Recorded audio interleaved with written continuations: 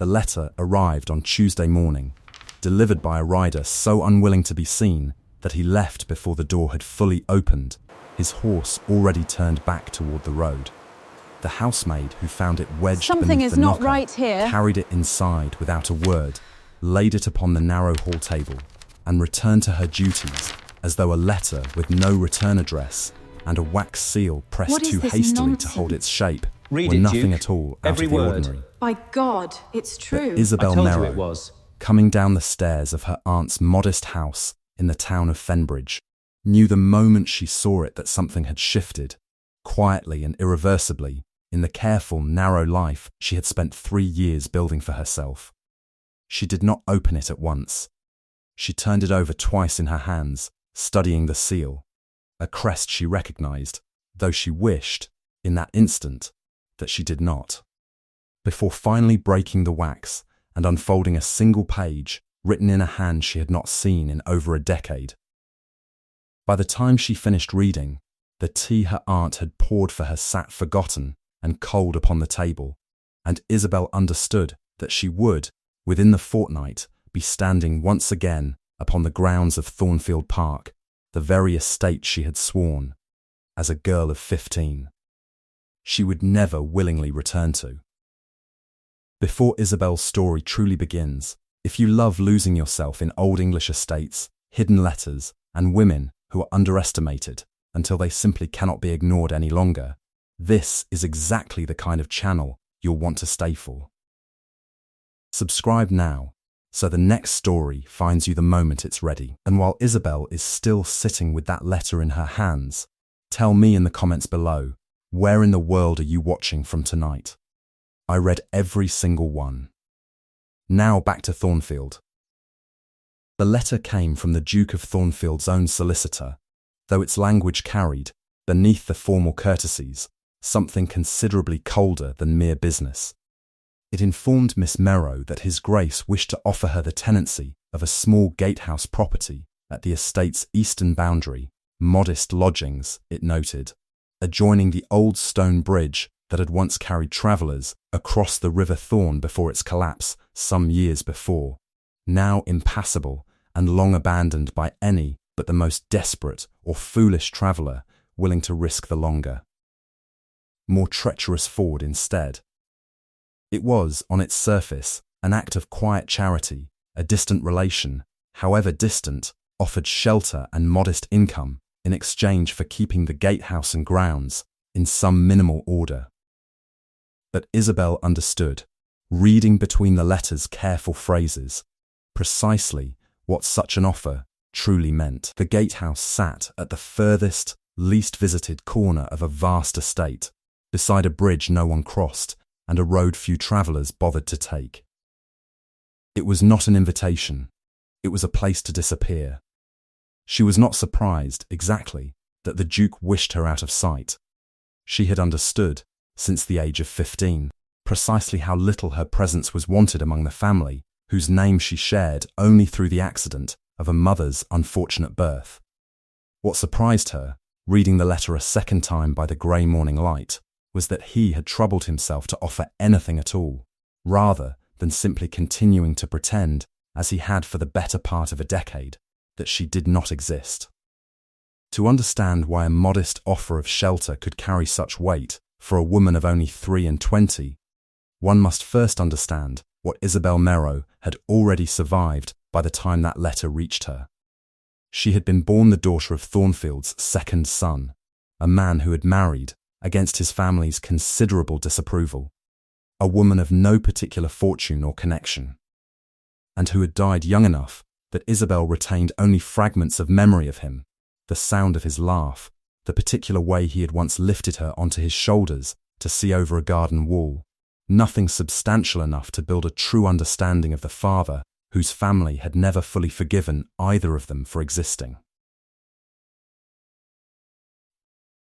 Her mother had died when Isabel was 12, of an illness the family's own physician might perhaps have caught earlier had anyone at Thornfield troubled themselves to send for proper care in time. Isabel had gone to live at the great house itself in the years that followed, not welcomed, precisely, but tolerated, in the particular cold. Correct manner grand families sometimes extend toward relations they cannot quite bring themselves to abandon outright, whatever private resentment the arrangement costs them.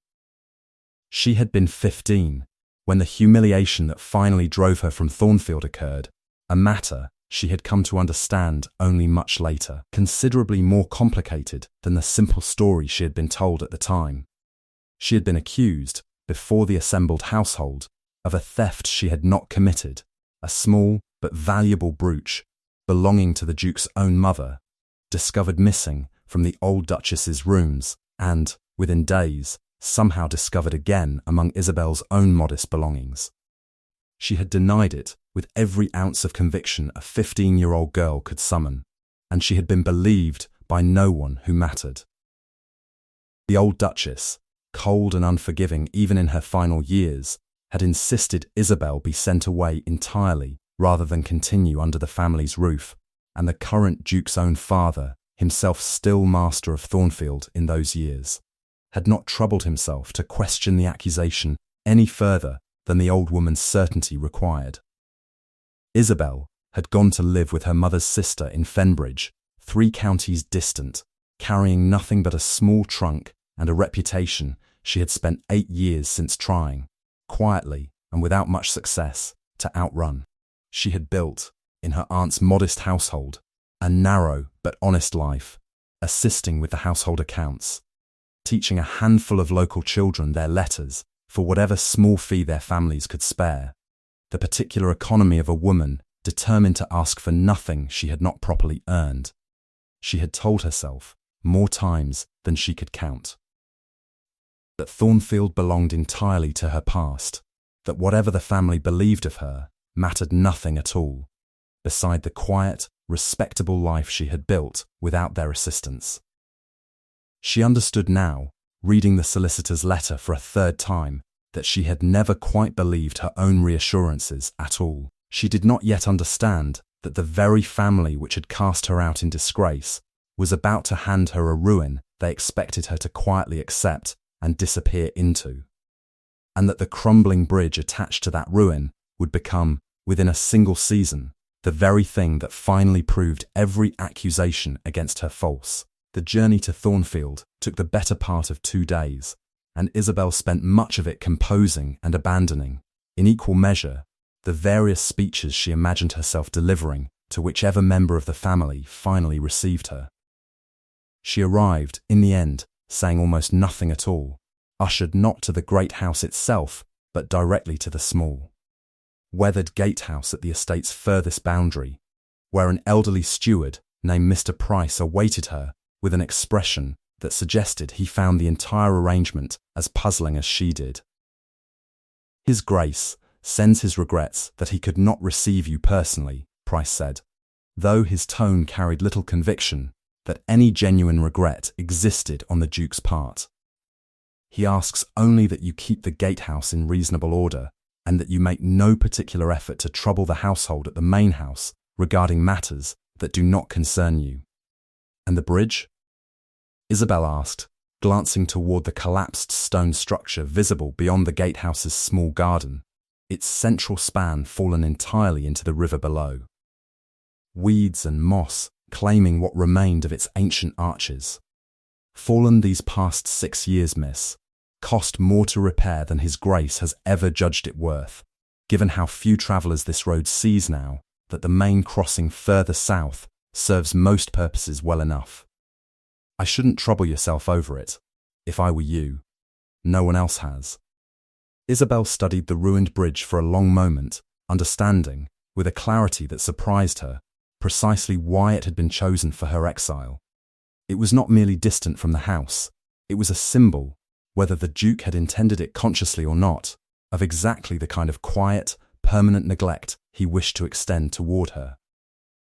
Visible enough that no one could claim she had been entirely abandoned, but broken and forgotten enough that no one would ever expect anything worthwhile to come of the arrangement. She did not yet know that the bridge's collapse held secrets considerably more complicated than simple neglect, or that untangling those secrets would eventually lead her back to the very accusation that had exiled her from Thornfield 8 years before. She met the Duke himself only 3 days after her arrival, and not, as she had half expected, by any deliberate summons on his part. She encountered him instead at the boundary between the gatehouse grounds and the wider estate, where she had gone walking in the late afternoon light, still unsettled by the strange, hollow quiet of a house she had once, briefly, called home. He did not recognize her at first. 8 years and considerable change had passed since she had last stood before him. Herself scarcely more than a girl at the time, and his own memory of that distant cousin's disgrace had clearly grown vague with disuse. It was only when she gave her name, watching his expression shift from polite confusion to something considerably more guarded, that he understood precisely whom he addressed. "Miss Merrow," he said finally, "I had not expected to encounter you so directly. Your solicitor's letter did not specify that I should avoid the grounds entirely, Your Grace, merely that I should not trouble the household. I confess I did not realize a simple walk constituted trouble." Something flickered across his face, not quite amusement, though close enough to it that Isabel found herself, despite everything, briefly unsettled by the resemblance to warmth. "No," he admitted, "I suppose it doesn't." He did not linger in conversation, offering only a brief, formal inquiry into whether the gatehouse suited her needs before continuing on whatever business had originally brought him to that corner of the estate. But Isabel noticed, watching him go, that his gaze had drifted, more than once during their brief exchange, toward the collapsed bridge beyond the gatehouse garden, a look that carried something considerably more complicated than the simple indifference Mr. Price's account had suggested. She did not yet understand what that look meant, or why a bridge the Duke claimed not worth the cost of repair should draw his attention with such evident, unwilling weight. That understanding would come only gradually, over the weeks that followed, as she began, almost despite herself, to take a genuine interest in the ruin she had been sent to quietly ignore. Isabel's first weeks at the gatehouse passed in the particular quiet rhythm of a woman rebuilding, once again, a life reduced to its barest essentials. She kept the small cottage in careful order, tended the modest garden Price's predecessor had apparently once maintained with more enthusiasm than the current steward troubled himself with, and found, in the solitude of that remote corner of the estate, a peace she had not expected to feel so soon after her return to a place that had once caused her such profound humiliation. It was the bridge itself, in the end, that drew her attention most persistently, not out of any particular ambition, at first, but simply because it stood so constantly within view of the gatehouse's small windows. A daily reminder of ruin that gradually, over those first quiet weeks, began to feel less like an accident of geography and more like a puzzle she had not yet fully understood. She began walking its length in the early mornings, when mist still clung to the river below, studying the pattern of its collapse with the careful attention she had once applied, as a girl, to her father's rare stories of the estate's history. The central span had fallen cleanly, she noted, in a manner that struck her, the more closely she examined it, as somewhat peculiar for a structure claimed to have simply succumbed to age and neglect. The stonework at the break showed signs, faint but unmistakable to a careful eye, of deliberate weakening rather than gradual decay, chisel marks along certain load-bearing points that no natural erosion could easily explain. She mentioned this observation to no one at first, uncertain whether her own suspicion reflected genuine discovery or simply the restless imagination of a woman with too much solitary time and too many old grievances still unresolved. But the observation lodged itself in her mind regardless, refusing to be dismissed, and she found herself returning to the bridge again and again over the following weeks, gathering small details that gradually, piece by piece, began to suggest a history considerably more deliberate than simple accident. If Isabel's story is pulling you in the way it pulled me in while writing it, this is only the beginning of what's hidden beneath that collapsed bridge.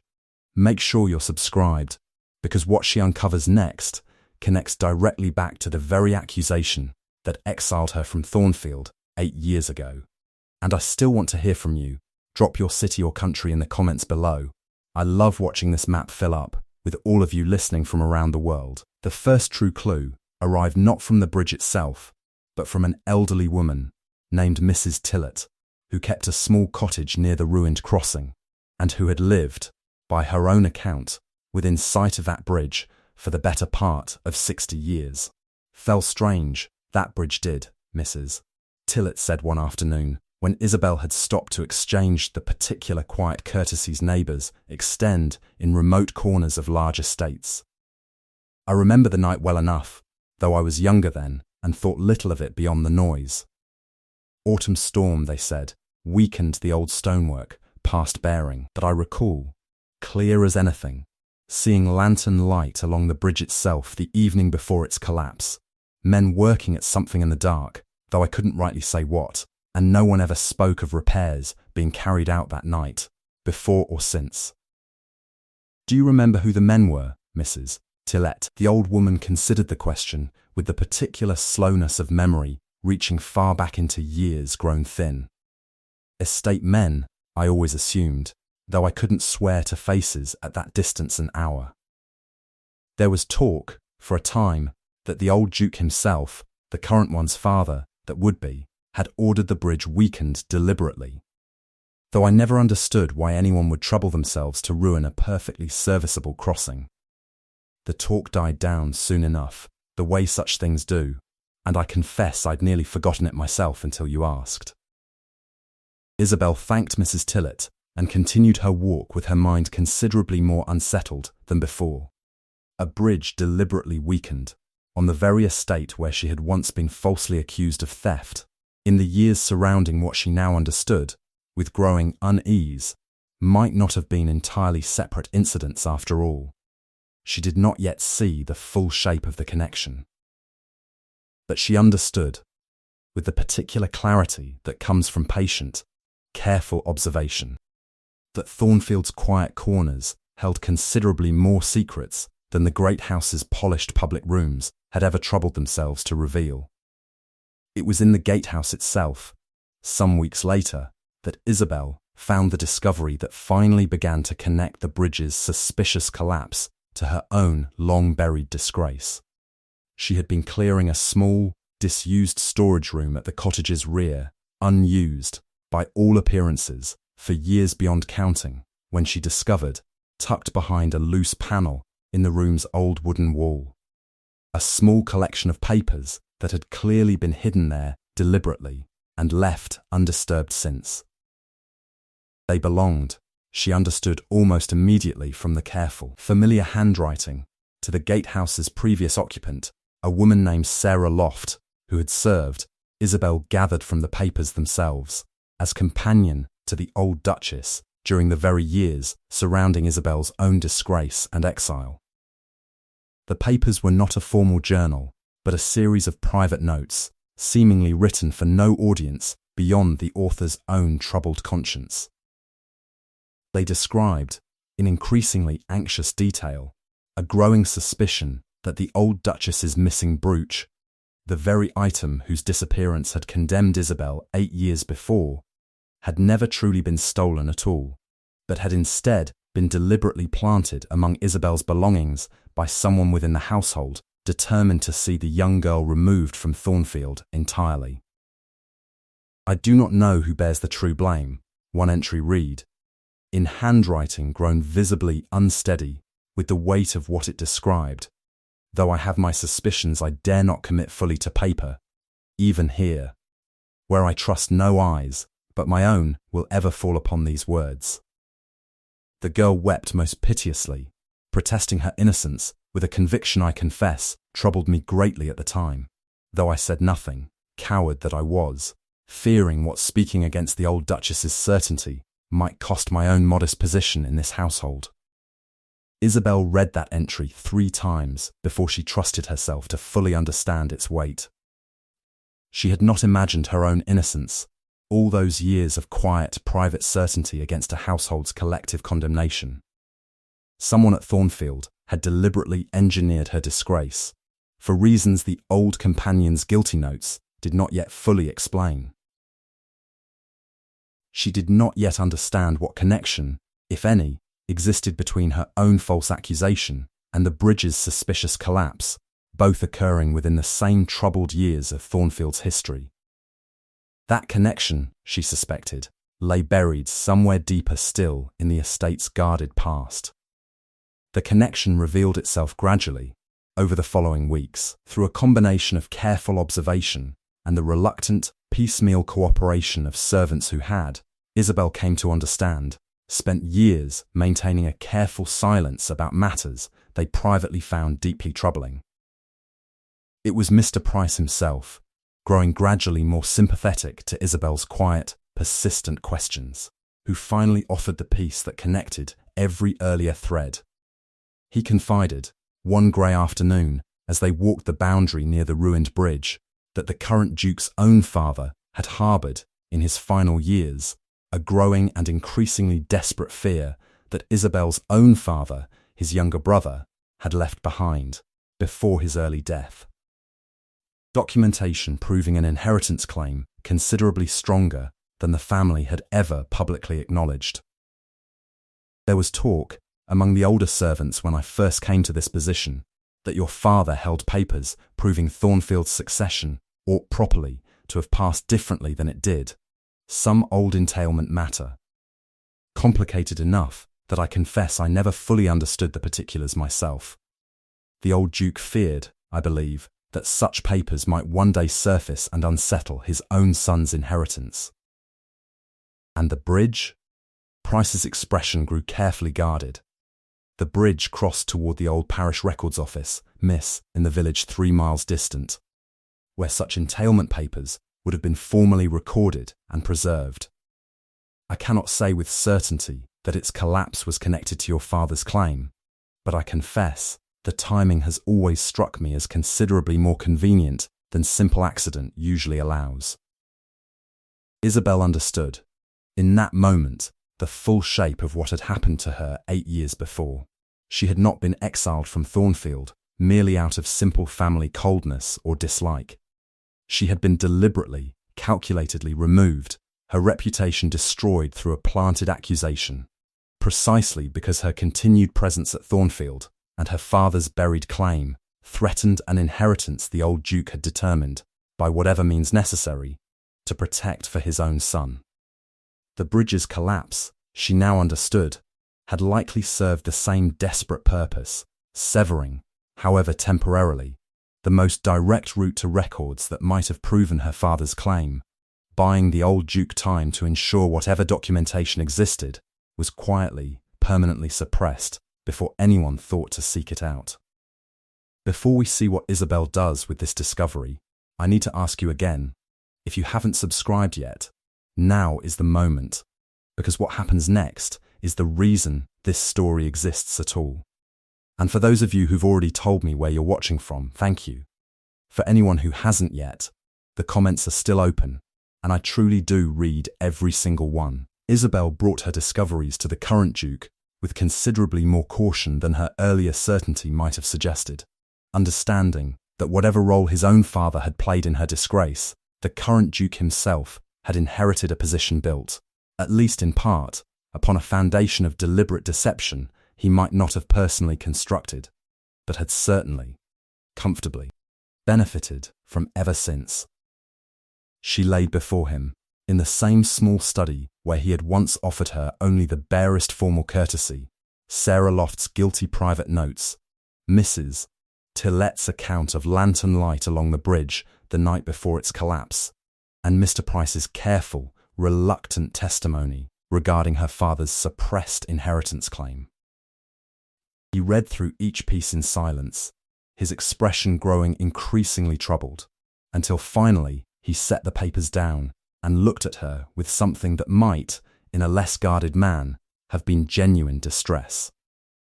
"My own father," he said quietly, "engineered your disgrace and quite possibly destroyed a bridge, to protect an inheritance that may never have rightfully belonged to either of us at all. I cannot yet prove the full extent of it, Your Grace, but the pattern is difficult to dismiss as mere coincidence, however much I suspect you might wish to." He did not argue the point, though Isabel watched him wrestle, visibly, with the full weight of what her discoveries implied. Not merely a private family cruelty, but a question that might, if properly proven, unsettle the very inheritance he had spent his entire adult life assuming was rightfully, uncomplicatedly his own. "What do you intend to do with this?" he asked finally. "I intend, Your Grace, to see the truth properly established, whatever it ultimately proves. I do not seek to unseat you from a title I have no particular ambition to claim for myself. I seek only what should have been extended to me 8 years ago, and was instead deliberately, cruelly withheld, an honest accounting of what actually happened, rather than the convenient lie your family has maintained ever since." The search for her father's original documentation consumed the better part of the following month, conducted with a thoroughness that surprised even Isabel herself, who had not expected the Duke's own resources to be extended so readily toward uncovering a truth that might yet complicate his own position considerably. They found, eventually, in the parish records office the bridge's collapse had once made so difficult to reach, exactly what Price's careful account had suggested: formal documentation, decades old but still legally valid, establishing that Isabel's father had indeed held a claim to Thornfield's succession that the family's later arrangements had quietly, deliberately overlooked. The claim, once properly examined by solicitors the Duke himself engaged for the purpose, proved considerably more limited in its practical effect than the old Duke's evident panic might have suggested. A matter, in the end, more easily resolved through formal acknowledgement and modest financial settlement than any true unseating of the current Duke's position.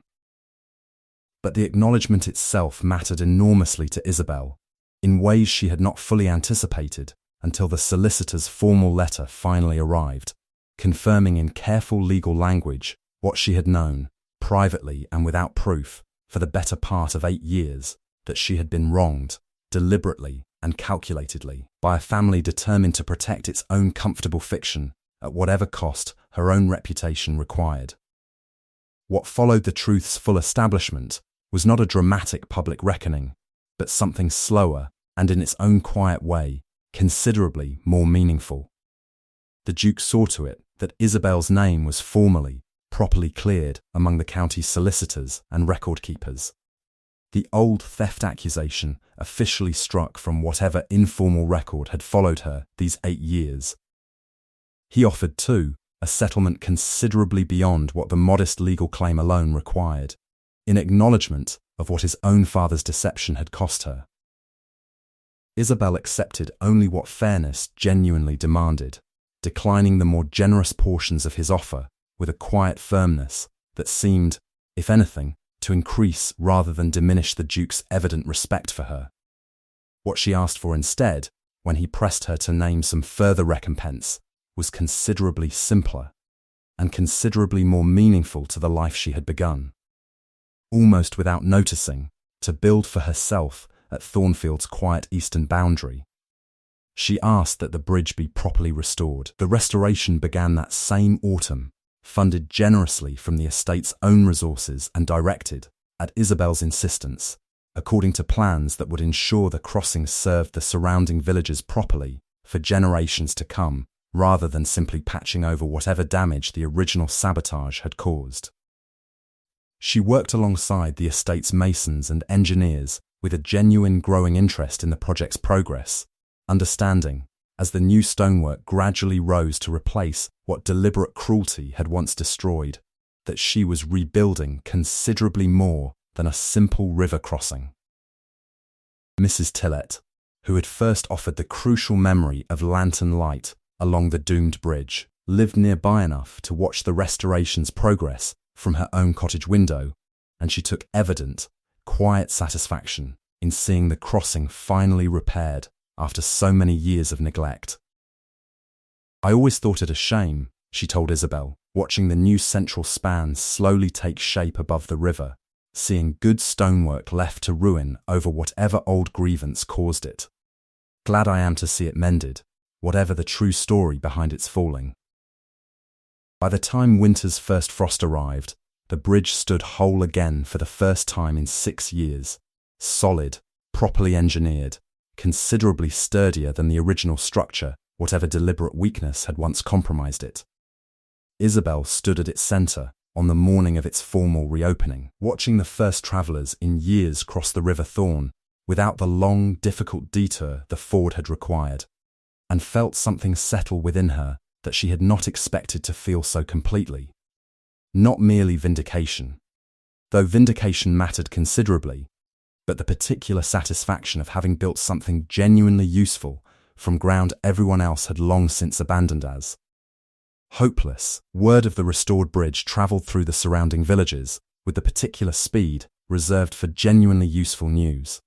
Travellers who had for years taken the longer route through the treacherous ford began, within weeks, favouring the newly restored crossing instead, and by the following spring, the bridge saw traffic from 3 separate villages that had once relied entirely on the more distant, more dangerous route. Merchants found the restored crossing considerably more efficient for moving goods between markets that had previously required a full day's additional travel to properly connect. Families separated by the river's difficult crossing found themselves able, for the first time in 6 years, to visit relations and attend markets without the exhausting detour the ford had demanded. The gatehouse itself, once intended as Isabel's quiet place of exile, became instead a natural gathering point for travellers pausing before or after their crossing, and Isabel found herself, almost without quite intending it, extending the same modest hospitality to strangers that her aunt had once extended to her in Fenbridge. Miss Price, whose careful, reluctant testimony had first connected the bridge's collapse to Isabel's own false accusation, remained steward at Thornfield for several years following the restoration, taking evident pride in a crossing he had once dismissed as not worth the estate's trouble to repair. He confided to Isabel, more than once in those following years, that he considered the bridge's restoration among the finest achievements he had witnessed in his considerable years of service to the estate. Sarah Loft's guilty conscience, preserved in those hidden papers for so many years, finally found its rest when Isabel arranged through careful inquiry to locate the woman's own surviving family and share with them the truth her private notes had helped uncover. They received the confirmation with evident relief, having apparently wondered for years what troubled conscience had driven their own relation to leave Thornfield's service so abruptly, decades before, without ever fully explaining her reasons. The Duke himself came to walk the restored bridge often, in the months and years that followed its reopening, not merely as a landlord surveying estate improvements, but as something closer to a genuine witness to what patient, careful truth-seeking could ultimately accomplish, even against the deliberate deceptions his own family had constructed and maintained for the better part of a decade. He never fully absolved himself of his father's cruelty toward her, whatever formal acknowledgement and settlement he had offered, but his continued presence at the bridge's edge, watching travellers cross where deliberate sabotage had once ensured only isolation, became its own quiet kind of ongoing amends, offered in the only language a man raised to guarded, careful authority truly seemed to know.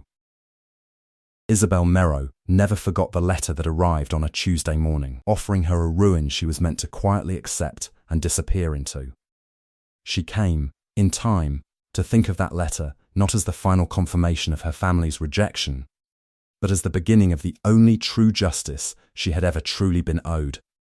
Not simply a formal clearing of her name, though that mattered enormously, but the deeper, more lasting satisfaction of watching something genuinely useful rise from ground everyone else had long since abandoned as worthless. Years later, when people in the county spoke of the remarkable Thornfield crossing, they rarely remembered the collapsed stonework it had once been, or the quiet exile it was originally intended to enforce. They remembered instead the steady flow of travellers from 3 villages, the merchants who found their journeys shortened by half a day's difficult travel, the families reunited by a crossing that deliberate cruelty had once tried permanently to sever. But those who knew the fuller story, the letter that arrived on a Tuesday morning, the hidden papers behind a loose panel, the old companion's guilty conscience finally laid to rest, understood that the bridge itself was never truly the point. It was proof. Proof that a ruin chosen specifically to keep someone quietly out of sight could become, through patience and persistence enough, the very thing that finally brought her back into full view. Proof that a family's carefully maintained lie, however deeply buried, could still be traced back to its true and deliberate origin by anyone determined enough to keep asking the questions everyone else had long since stopped bothering to raise. And proof, most of all, that the people so easily dismissed and quietly exiled are often the very ones who go on to build the bridges, quite literally. In Isabel's case, that connect what deliberate cruelty once tried permanently to keep apart, Isabel Merrow never forgot the Duke's quiet certainty that a collapsed bridge would keep her safely, permanently out of sight. She simply made certain, by the following spring, that travellers from 3 villages crossed it every single day. And that's where we leave Isabel's story tonight. If you enjoyed this one, there are many more waiting for you on this channel, Old Estates. Buried secrets. Women who were never quite as easy to dismiss as everyone assumed. Subscribe if you haven't already, so the next story finds you the moment it's ready. And before you go, one last time, tell me in the comments where in the world you're watching from.